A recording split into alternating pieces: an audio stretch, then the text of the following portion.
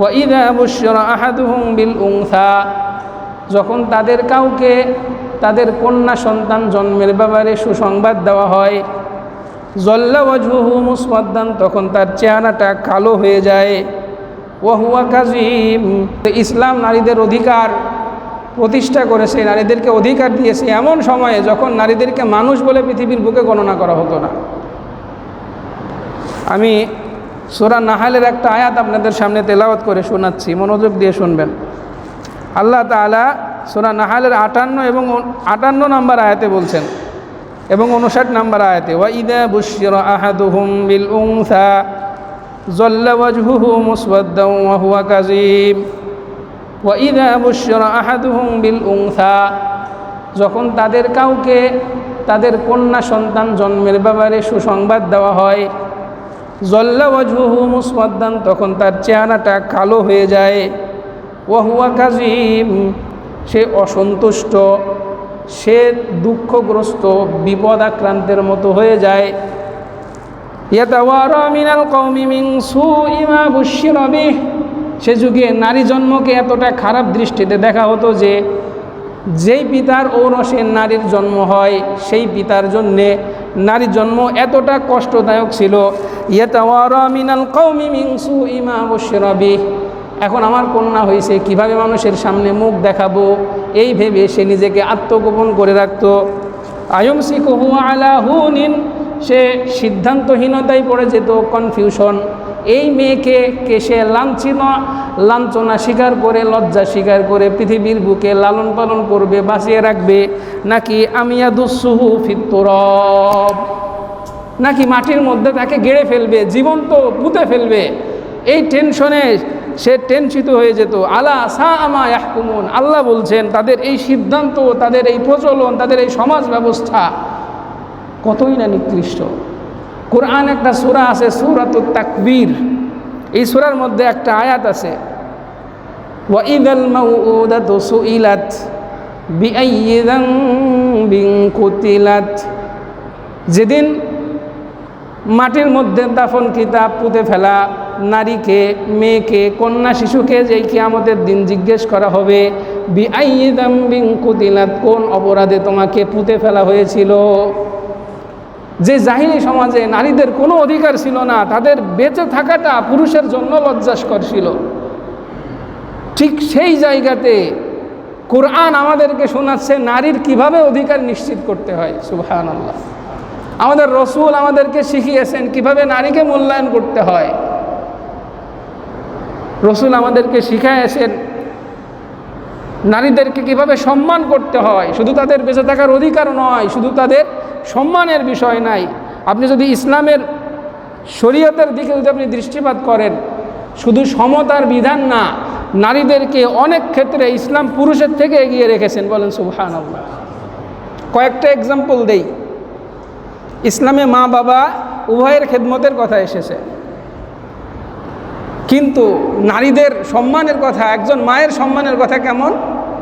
আল্লাহর হাবিব বলেছেন, আল জান্নাতু তাহতা আকদামিল উম্মাহাত। সুবহানাল্লাহ। আমাদের পায়ের নিচে কি থাকে? যেই জিনিসগুলো পায়ের নিচে থাকে সেগুলোকে আমরা সম্মান করি। কার্পেট বিছাই, যে কার্পেট, পা মুছি, পায়ের জুতা, এগুলো কি সম্মানের জিনিস? ইসলাম নারীকে এমন সম্মান দিয়েছে, কোরআন বলছে আল জান্নাতু তাহতা আকদামিল উম্মাহাত, আখিরাতের চিরপ্রত্যাশিত জান্নাত এটা মায়ের পদতলে থাকে। বলেন সুবহানাল্লাহ। নারীকে এত উচ্চতায়, এত উচ্চতর মর্যাদায় আসীন করেছে যে বলেছেন মায়ের পায়ের নিচে জান্নাত। সুবহানাল্লাহ। এক সাহাবী রসুলের কাছে জিজ্ঞেস করে, ইয়া রাসূলুল্লাহ, আমার পিতা মাতা দুইজনেই বেঁচে আছে, এহেন অবস্থায় আমার খেদমতের সব থেকে বেশি হকদার কে? আল্লাহর হাবিব বললেন, তোমার মা। সুবহানাল্লাহ। প্রথমেই যেই মানুষটার নাম বলেছেন তিনি কে? তিনি একজন মহিলা, তিনি একজন নারী, তার কথা আল্লাহর হাবিব বলেছেন। দ্বিতীয়বার আবার সাহাবী জিজ্ঞেস করেন, এরপরে কে?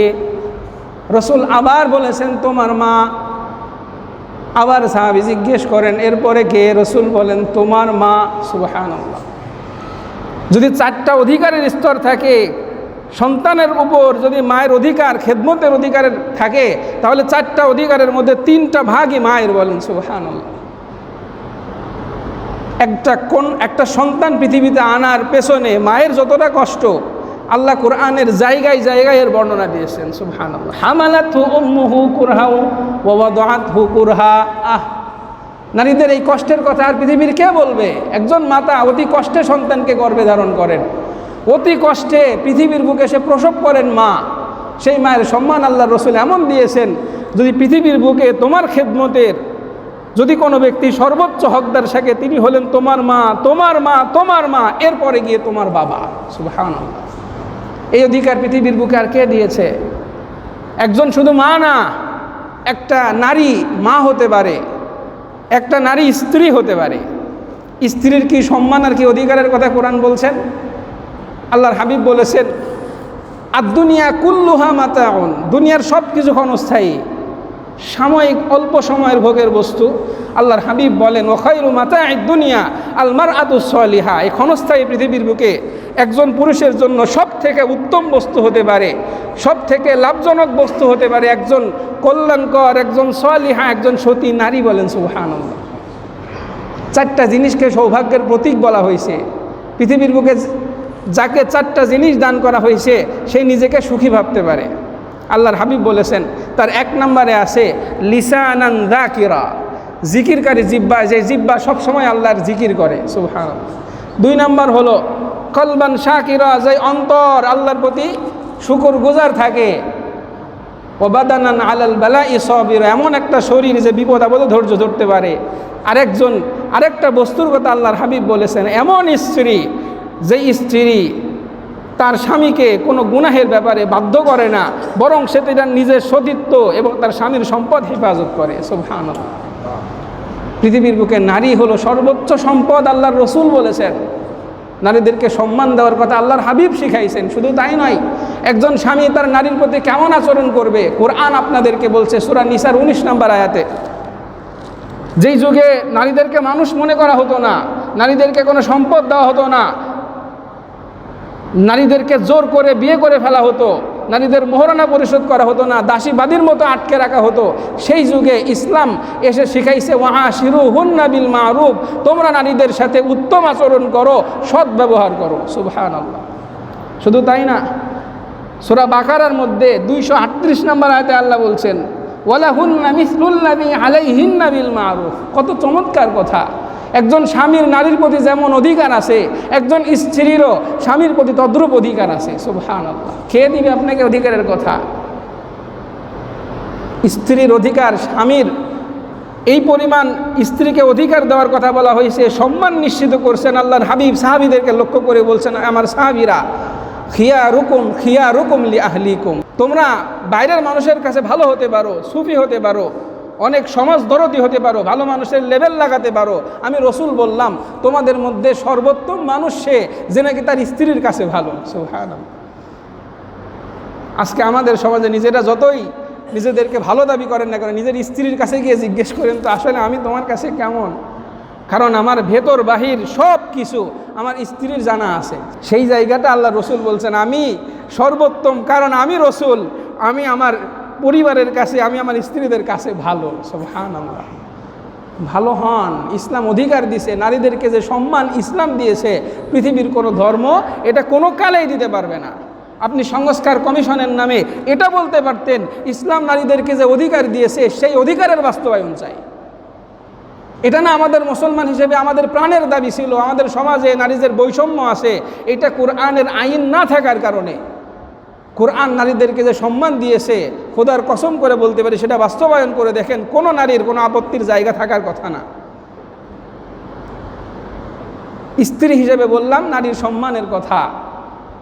আরও রাসূলুল্লাহ সাল্লাল্লাহু আলাইহি ওয়াসাল্লাম বলেছেন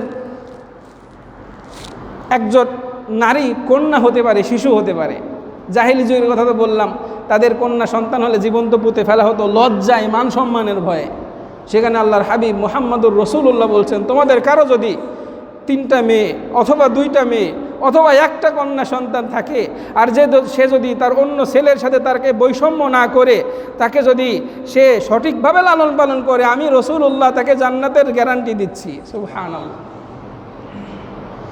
শুধু তাই না, নারী জন্মকে বরকতের প্রতীক বলা হয়েছে ইসলামের মধ্যে। ইসলাম নারীদের অধিকার ক্ষুণ্ণ করে নাই, বরং বহুলাংশে ইসলাম নারীদেরকে পুরুষের থেকে বেশি অধিকার, বেশি সম্মানের উচ্চ মর্যাদায় আসীন করেছে।